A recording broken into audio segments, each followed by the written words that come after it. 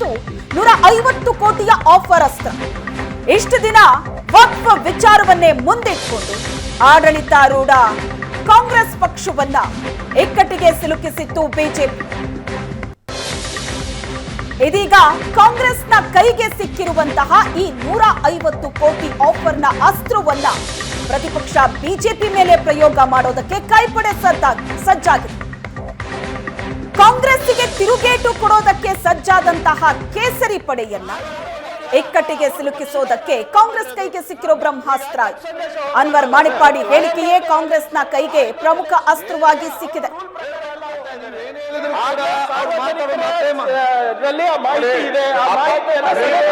ನೀವು ಯಾವುದೇ ವಿಚಾರ ಮಾತಾಡ್ತಾರೆ, ನೀವು ಸ್ಟೇಟ್ಮೆಂಟ್ ಮಾಡಿ. ಉತ್ತರ ಕನ್ನಡ ಬಗ್ಗೆ ಚರ್ಚೆ ಇದೆ. ಈಗ ಮೊನ್ನೆ ಅವರು ಈ ವಕ್ಫ್ ಸಂಬಂಧಪಟ್ಟಾಗೆ ಚರ್ಚೆ ಮಾಡುವಾಗ ಚರ್ಚೆ ಸಂದರ್ಭದಲ್ಲಿ ಮಾತಾಡಿದ್ದಾರೆ. ನಿಮ್ಮ ಕ್ಲಾರಿಫಿಕೇಶನ್ ಟೈಮ್ ಕೊಡ್ತೆ ಅಂತ ಹೇಳಿದ್ದೇನೆ. ಅದಕ್ಕೆ ಈಗ ನೀವು ಮಧ್ಯಾಹ್ನ ನಂತರ ಕೇಳಿ ಆಯ್ತು, ಈಗ ಬೇಕಾ ಈಗ ಕೊಡುವ, ಮತ್ತು ಆದಷ್ಟು ಅದು ಚರ್ಚೆ ಅಂತ ತಗೊಂಡು ಹೋಗೋದು ಬೇಡ, ಅವ್ರು ಕ್ಲಾರಿಫಿಕೇಶನ್ ಕೊಡಲಿ. ಮತ್ತೆ ಉತ್ತರ ಕರ್ನಾಟಕ ಬಗ್ಗೆ ಚರ್ಚೆ ಮಾಡಲಿಕ್ಕೆ ನೆಕ್ಸ್ಟ್ ಅವಕಾಶ ಇದೆ. First time as first chance. Thank you ಅಧ್ಯಕ್ಷ. ಸೀನಿಯರ್ ಫಸ್ಟ್ ಟೈಮ್ ಆಸ್ ಇವತ್ತು ಮಧ್ಯಾಹ್ನ ನಂತರ ಕೊಡಿ ಸೀನಿಯರ್. ಅದರ ಮುಂಚೆ ಒಂದು ಸೆಕೆಂಡ್, 2 ಪೇಪರ್ ಲೇ ಇದೆ. ಈಗ ವರದಿಯನ್ನು ಒಪ್ಪಿಸುವುದು ಕೇವಲ ಕರ್ನಾಟಕ ವಿಧಾನಸಭೆ ಸರ್ಕಾರಿ ಭರವಸೆಗಳ ಸಮಿತಿಯ 23-24ನೇ ಸಾಲಿನ 3ನೇ ವರದಿಯನ್ನು ಸದನದಲ್ಲಿ ಮಂಡಿಸುತ್ತಿದ್ದೇನೆ.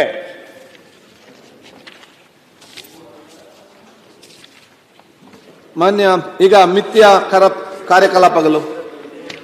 ಮಾನ್ಯ ಅಧ್ಯಕ್ಷರೇ, 2024-25ನೇ ಸಾಲಿನ 2ನೇ ಕಂತಿನ ಪೂರಕ ಅಂದಾಜುಗಳ ಬೇಡಿಕೆಗಳನ್ನು ತಮ್ಮ ಅನುಮತಿಯೊಂದಿಗೆ ಸದನಕ್ಕೆ ಮಂಡಿಸುತ್ತಿದ್ದೇನೆ.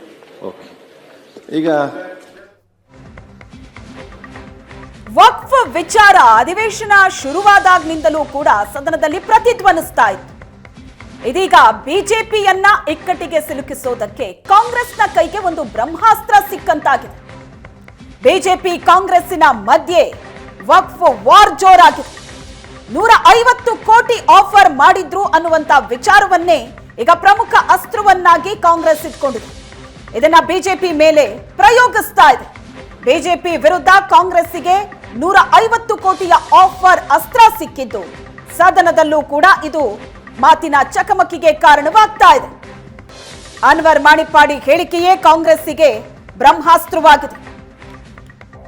ವಕ್ಫ್ ಆಸ್ತಿ ಕಬಳಿಕೆ ಬಗ್ಗೆ ಮೌನ ವಹಿಸೋದಕ್ಕೆ ಆಮಿಷವನ್ನ ಒಡ್ಡಿದ್ರು ಅನ್ನೋ ಆರೋಪ, 150 ಕೋಟಿಯ ಆಫರ್ ಕೊಟ್ಟಿದ್ರು ಅನ್ನೋ ಆರೋಪ, ಇದನ್ನೇ ಮುಂದಿಟ್ಕೊಂಡು ಬಿಜೆಪಿಯನ್ನ ಸಚಿವರು ಒಂದ್ ಸೆಕೆಂಡ್, ನನಗೆ ಒಂದಾಗ ಮರ್ತೋಯ್ತೇನೆ.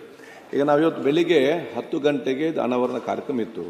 ಮನೆ ಮುಖ್ಯಮಂತ್ರಿಗಳಿಗೆ ಬೇರೊಂದು ಕಾರ್ಯಕ್ರಮದ ಕಾರಣ ಬರೋ ತಡವಾಗ್ತದ ಕಾರಣ ಮಧ್ಯಾಹ್ನ ಊಟ ಆದ ತಕ್ಷಣ ಈ ಅನಾವರಣ ಕಾರ್ಯಕ್ರಮ ಹಮ್ಮಿಕೊಳ್ಳಿ. Okay, continue. ಸ್ವತಃ ಮುಖ್ಯಮಂತ್ರಿಗಳು ಸಹ ಆರೋಪವನ್ನ ಪುನರುಚ್ಚಾರ ಮಾಡಿರ್ತಕ್ಕಂಥ ಸಂದರ್ಭದಲ್ಲಿ ಈ ಸದನದ ಸದಸ್ಯನಾಗಿ ನಾನು ಅದಕ್ಕೆ ಉತ್ತರನ ಕೊಡಬೇಕಾಗಿರ್ತಕ್ಕಂಥದ್ದು ನನ್ನ ಕರ್ತವ್ಯ. ಮಾನ್ಯ ಸಭಾಧ್ಯಕ್ಷರೇ, ಈ ಸರ್ಕಾರ ಬಂದಾಗ್ಲಿಂದನೂ ಸಹ, ಈ ಹೊಸ ಸರ್ಕಾರ ಬಂದಾಗಿನಿಂದ ಇವತ್ತು ಜನಕಲ್ಯಾಣ ಮಾಡ್ತೇವೆ, ಅಭಿವೃದ್ಧಿ ಮಾಡ್ತೇವೆ, ಕ್ಲಾರಿಫಿಕೇಶನ್ ಬರಲಿ, ಪರಿಷ್ಠ ಜಾತಿ ಪರಿಷ್ಠ ಪಂಗಡಗಳ ಬಗ್ಗೆ ಅಭಿವೃದ್ಧಿ ಮಾಡ್ತೇವೆ ಅಂತ ಹೇಳಿ ಲಿಮಿಟ್ ಕ್ಲಾರಿಫಿಕೇಶನ್ ಚರ್ಚೆ ತುಂಬಾ ಚರ್ಚೆ ಆಗ್ತದೆ. ಆ ಕ್ಲಾರಿಫಿಕೇಶನ್ ಬೇಗ ಬೇಗ ಮುಗಿಸ್ತೇವೆ. ಈ ನನ್ನ ಮೇಲೆ ಏನು ಇವತ್ತು ಗುರುತರವಾಗಿ ಆರೋಪ ಮಾಡಿದ್ದಾರೆ, ಇವತ್ತು ತಮ್ಮ ಮೂಲಕ ಗೌರವಾನ್ವಿತ ಸದಸ್ಯರು ಸಚಿವರಲ್ಲಿ ಮಾನ್ಯ ಮುಖ್ಯಮಂತ್ರಿಗಳಿಗೂ ಕೂಡ ಒಂದು ಪ್ರಶ್ನೆ ಕೇಳೋದಕ್ಕೆ ಇಚ್ಛಪಡ್ತೇನೆ. ಯಾವ ಹಿಂದಿನ ಮೈನಾರಿಟಿ ಕಮಿಷನ್ ಅಧ್ಯಕ್ಷರ ಒಂದು ಹೇಳಿಕೆ ಮೇಲೆ ನನ್ನ ಮೇಲೆ ಸದನದಲ್ಲಿ ಆರೋಪ ಮಾಡಿದ್ದೀರಿ. ನಾನು ಹೇಳೋದಕ್ಕೆ ಇಚ್ಛಪಡ್ತೇನೆ, ಯಾವ ಹಿಂದಿನ ಭಾರತೀಯ ಜನತಾ ಪಾರ್ಟಿ ಸರ್ಕಾರ ಇದ್ದಾಗ ವಕ್ಫ್ ಅಲ್ಲಿ ಯಾವ ರೀತಿ ಹಗರಣಗಳು ನಡೀತಾ ಇದೆ, ಅಂದಿನ ಕಾಂಗ್ರೆಸ್ ಪಕ್ಷದ ದುರೇಂದ್ರಗಳು ಯಾವ ರೀತಿಯಲ್ಲಿ ದುರುಪಯೋಗ ಪಡ್ಕೊಂಡಿದ್ದಾರೆ, ಲೂಟಿ ಮಾಡಿದ್ದಾರೆ ಅನ್ನೋದ್ರ ಬಗ್ಗೆ ವರದಿಯನ್ನ ಅಂದಿನ ಅಧ್ಯಕ್ಷ ಅನ್ವರ್ ಮಾನಪ್ಪಾಡಿ ಅವರು ಮಾಡಿದ್ರು.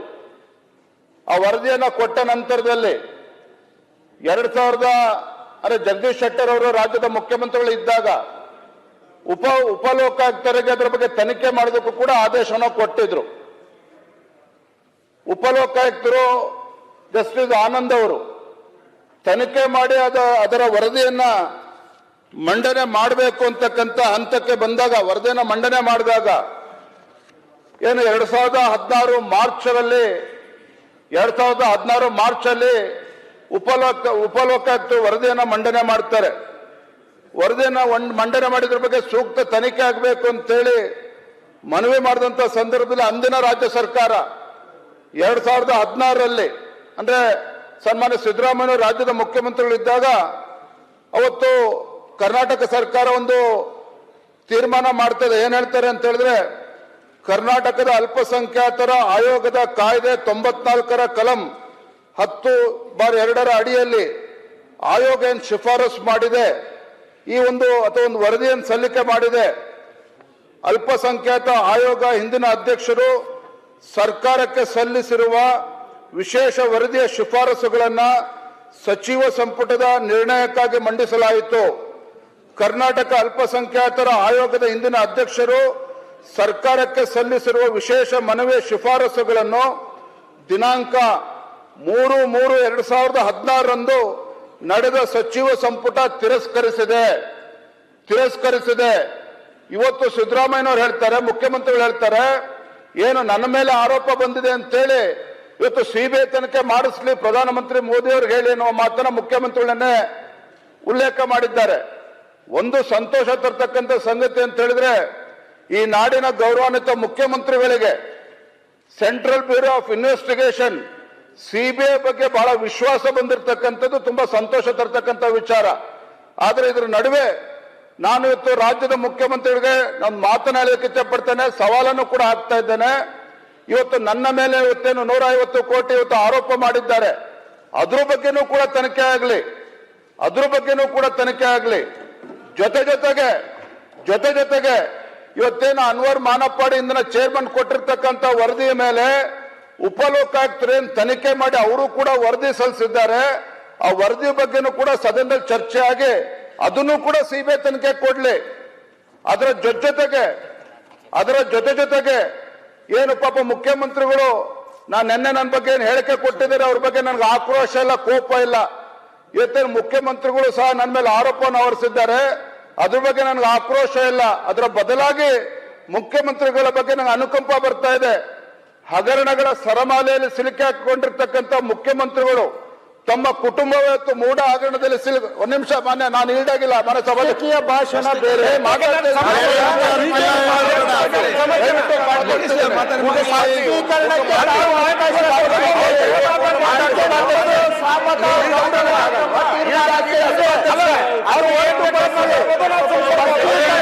ರಾಜಕೀಯ ಭಾಷಣ ಮಾಡುವುದಾದ್ರೆ ಮತ್ತೆ ಚರ್ಚೆಗೆ ಆರೋಪ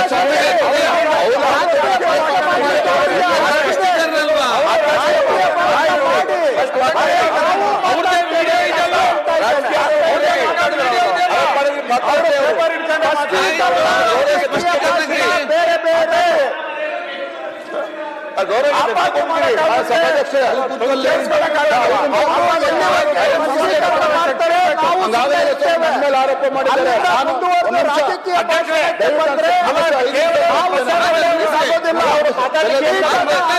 ಉಲ್ಲಂಘನೆ ಆಗುತ್ತೆ. ನಮಗೆ ನಿವೇದನೆ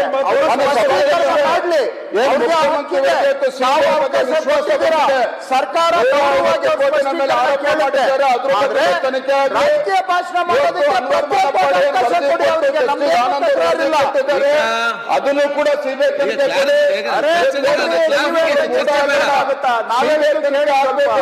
ರಾಜ್ಯದ ಉಚ್ಚ ನ್ಯಾಯಾಲಯದಲ್ಲಿ ಚರ್ಚೆ ನಡೀತಾ ಇದೆ. ಅವನ್ನು ಸರಿ ಇವತ್ತು ಸಿದ್ದರಾಮಯ್ಯನವರು ಇವತ್ತು ಅದಕ್ಕೆ ಸಿಬಿಐ ತನಿಖೆ ಕೊಡ್ಲಿ. ಸದಾ ಮುಖ್ಯಮಂತ್ರಿಗಳು ಅವರಿಗೆ ಪರಮಾಧಿಕಾರ ಇದೆ. ಯಾವ ವಿಚಾರವನ್ನ ಸಿಬಿಐ ತನಿಖೆ ಕೊಡಬೇಕು ಅಂತ ಅವ್ರ ಮನಸ್ಸಲ್ಲಿದೆ, ಈ 3 ವಿಚಾರವನ್ನು ಕೂಡ ಸಿಬಿಐ ತನಿಖೆ ಕೊಡ್ಲಿ. ನಾನು ಕೊನೆಗೆ ಒಂದು ಮಾತನ್ನು ಹೇಳ್ತೇನೆ ಸಭಾಧ್ಯಕ್ಷೆ, ಇವತ್ತು ಯಡಿಯೂರಪ್ಪ ಅವ್ರನ್ನ ಇವತ್ತೇನು ರಾಜಕೀಯವಾಗಿ ಹತ್ತಿಕ್ಬೇಕು ಅಂತೇಳಿ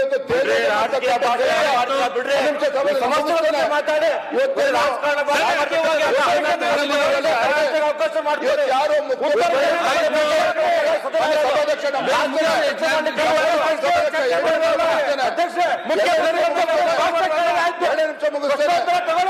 ಸಭಾಧ್ಯಕ್ಷರೇ, ಏನು ಮುಖ್ಯಮಂತ್ರಿಗಳ ವಿರುದ್ಧ ಯಾರು ಆರೋಪ ಮಾಡಿದ್ದಾರೆ ಸ್ನೇಹಮಯಿ ಕೃಷ್ಣ ಅವ್ರ ವಿರುದ್ಧ ಒಂದು ಸರ್ಕಾರ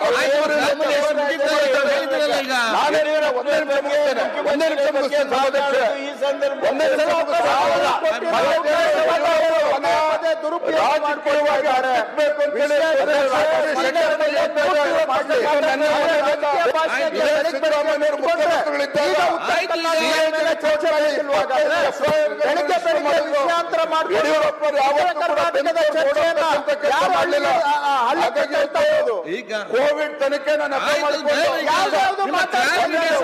ಚರ್ಚೆ ಮಾಡಬೇಕಲ್ಲ.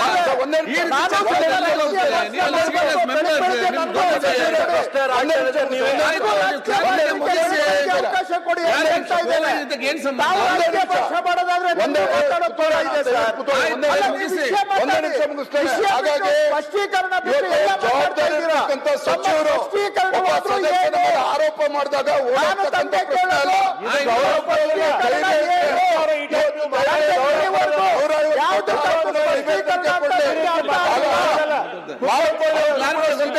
ಕೊಡ್ಲಿ, ಮೂಢ ವಿಚಾರನು ಕೂಡ ಸಿಬಿಐ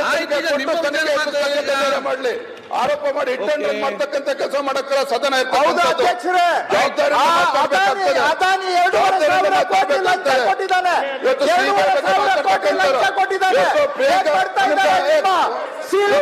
ಏನ್ ಮಾಡ್ತಾ ಇದ್ದಾರೆ?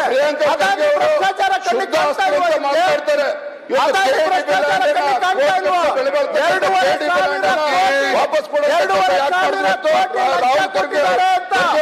ಇವತ್ತು ನಮ್ಮ ಲಂಚ ಕೊಟ್ಟಿದ್ದಾರೆ.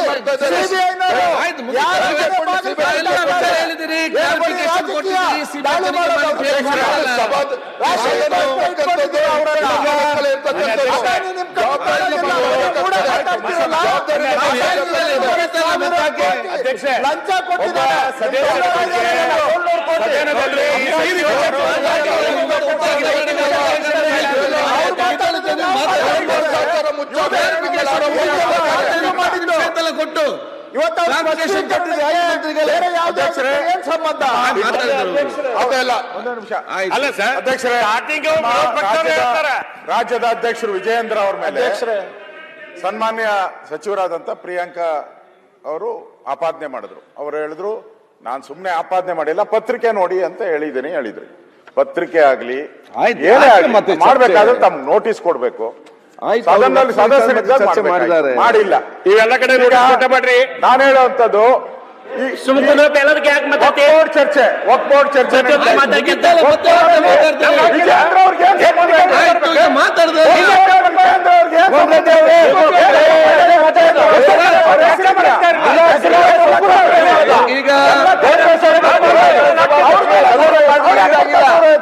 ಇಲ್ದಾಗಿಲ್ಲ, ಅವ್ರು ವಾಪಸ್ ಕೊಡಿಸಬಾರ್ದು. ಹೆಸರು ಇಲ್ಲ,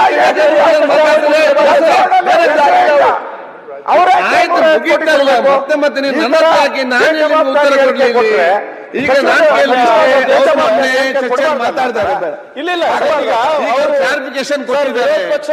ಮತ್ತೆ ನೀವು ಚರ್ಚೆ ಮಾಡಿಕೊಂಡಿದ್ರೆ ಇದೇ ಚರ್ಚೆಲ್ಲ ಬೇರೆ ನೋಡಿ. ನೀವು ಚರ್ಚೆ ಮಾಡ್ಕೊಂಡು ಹೋಗ್ಬೇಕಾದ್ರೆ ಎಷ್ಟೊತ್ತು ಕೂಡ ಚರ್ಚೆ ಮಾಡಿ ಕ್ಲಾರಿಫಿಕೇಶನ್ ಕೊಟ್ಟು ದೂರ ಮಾಡಿ ಚೆನ್ನಾಗಿ ಉತ್ತರ ಕರ್ನಾಟಕದ ಆ ಒಂದು ವಿಚಾರ ಇಚ್ಛೆ ಇದ್ರೆ ಸಮಾಧಾನದ ಕೂತ್ಕೊಳ್ಳಿ. ಸಚಿವರು ಬೇಜವಾಬ್ದಾರಿ ಅಂತಾರೆ, ಹೆಸರು ಹೇಳಿದ್ದಾರೆ, ನಾವು ಹೇಳ್ಬೇಕಲ್ಲ. ಇಲ್ಲ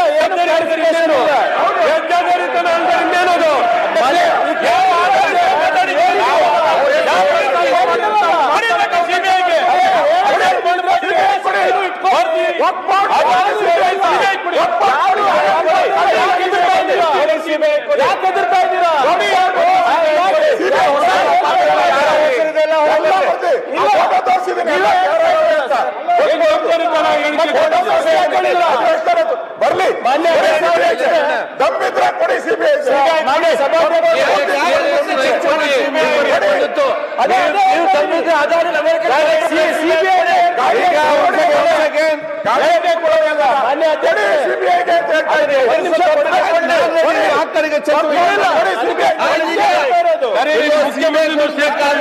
ಒಂದು ನಿಮಿಷ ಇಲ್ಲ ಅಶ್ವಥ್ ನಾರಾಯಣ್ ಮುಖ್ಯಮಂತ್ರಿ ಒಂದ್ ಸೆಕೆಂಡ್ ಮಾತಾಡಿದ ಕೇಳಿ ಒಂದ್ ಸೆಕೆಂಡ್ ಈಗ ಒಂದ್ ಸೆಕೆಂಡ್ ಮಾತಾಡಿದ ಕೇಳಿ ಪ್ರಿಯಾಂಕಾ ಖರ್ಗೆ ಅವರು ಪತ್ರಿಕೆ ಒಟ್ಟಿಗೆ ಸೇರಿ ಲೆಟರ್ ಬರೆಯುವುದು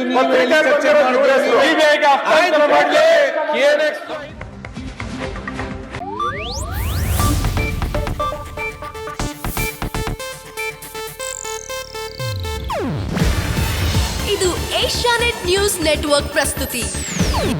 ನೀವು ನೋಡ್ತಿದ್ದೀರಾ ಏಷ್ಯಾನೆಟ್ ಸುವರ್ಣ ನ್ಯೂಸ್.